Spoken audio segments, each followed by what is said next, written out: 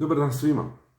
Moje ime je Željko Grmoša iz BTL Hrvatska i toplo vas pozdravljam. Nadam se da ste živi i zdravi, nadam se da je sve u redu, nadam se da niste zahvaćeni vi ili netko je vaš od strane COVID-a i veseli me što ću vas na ovaj način pozvati na jedan predivan event.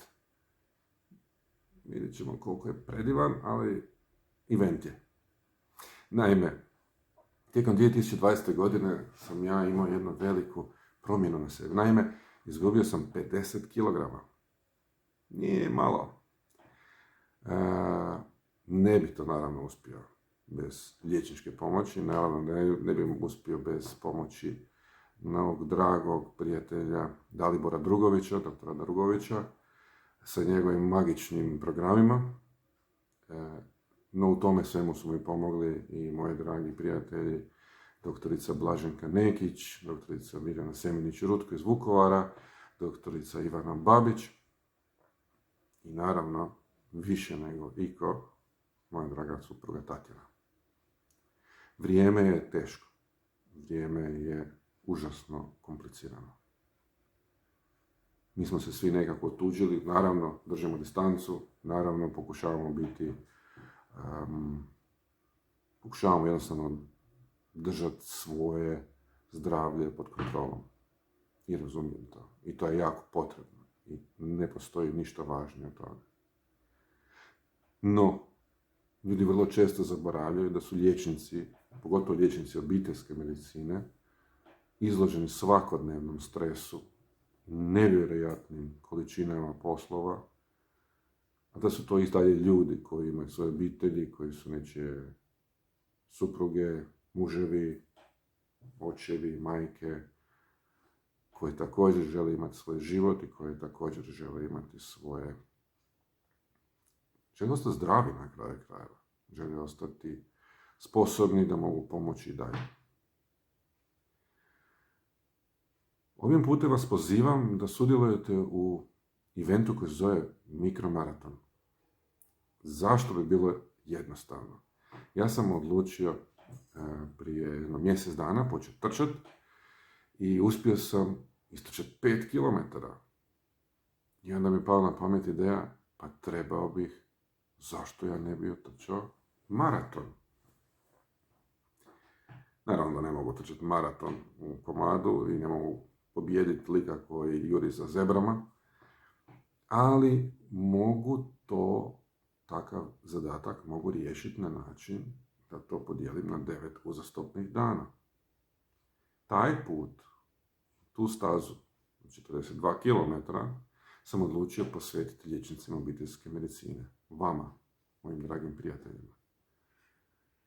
Moja ideja je da barem na nekakav način, toplo, ljudski, budemo povezani, da barem na sekundu osjetite da vas neko cijeni, da vas neko poštuje, da vas stvarno iskreno podržava u tome što radite. Meni je bilo nebrojno puno puta teško u životu i uvijek su bili liječnici ti koji su mi pomogli. Ovaj put želio bih skrenuti pozornost na vas. Ovo će biti poprilično zahtjevan zadatak i taj zadatak će biti teško napraviti. Ja sam planirao svaki dan otrčati 5 km, naravno što ću dokumentirati, i svaki dan, svaku tu utrku posvetiti jednom timu ili nekoliko timova za određene regije sa kratkim 1 do 2 minutnim videom gdje bi se osobno zahvalio na način kako to dolikuje tim ljudima. Trka će biti na atletskoj sportskoj stazi na Mladosti. Počinje 23.11.2020. godine i u 14 sati naravno. Pa se vidimo na stazi. Budite mi dobro. Pozdrav! Danas je 18. studenog 2020. godine i ovo je nekakav prvi video najave za mikromaraton koji ću probati otrčati kroz sljedećih 9 dana. Početak mikromaratona je 23.11. I naravno kako sam ja počeo naglo mršaviti, počeo se baviti sportom i tako, htio sam to posvetiti nečemu. A kome bolje posvetiti nego liječnicima obiteljske medicine, svim tim mojim dragim prijateljima koji sve ove godine su sa mnom kad je meni bilo teško.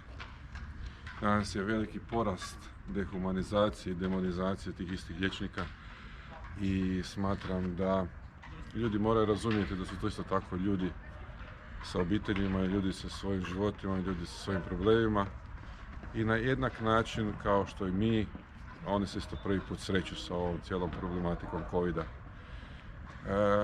Vrijeme je zapravo da budemo svi skupa zajedno, a ne da se na neki način distanciramo jedni drugi, pogotovo ljudi koji nam realno jedini mogu i pomoći. Ideja mikromaratona je zamišljena na način da se 9 dana otrči 5 km i na taj način se svaki dan se posveti jednoj ekipi, jednom timu, jednom liječniku. Ja ću napraviti svaki dan jedan mali vlog trajanja nekakvih minutu i pol do 2 i na taj način ću odati moje poštovanje, moje nekakva zahvalnost i moje prijateljstvo na kraju krajeva prema tim ljudima i trebat ću njih naravno da me podrže jer ću ja realno gledajući jako teško podnijeti ovo. Ideja mikromaratona je zapravo ajmo napraviti nešto što je ekstremno teško, ali malo po malo. Jedino dan po dan možemo rješavati stvari, jedino malim koracima možemo biti povezani. Tako da ekipa, pratite me od 23. u 14 sati krećem, svaki dan sam ovdje. 14 sati, ja se nadam manje od sat vremena i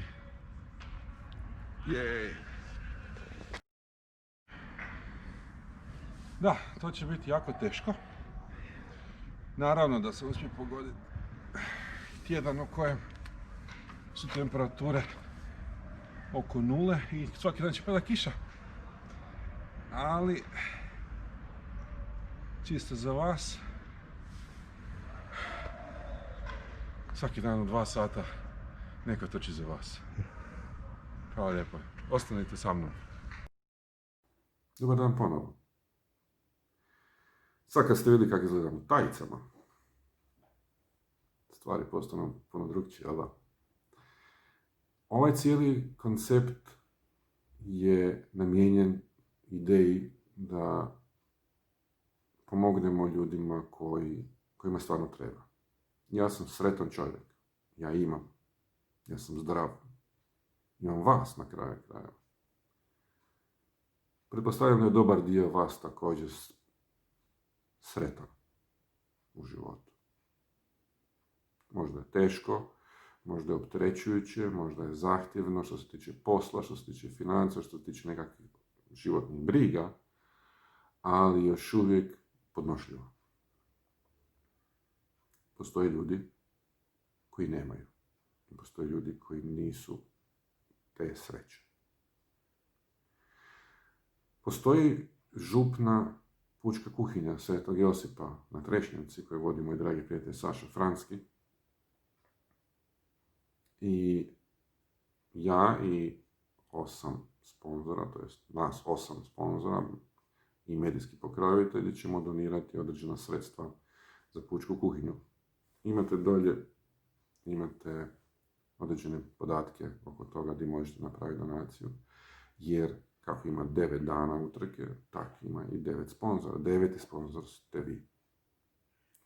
Za samo 100 kuna, jednokratno ili višekratno naravno, kupit ćete 10 obroka za te ljude.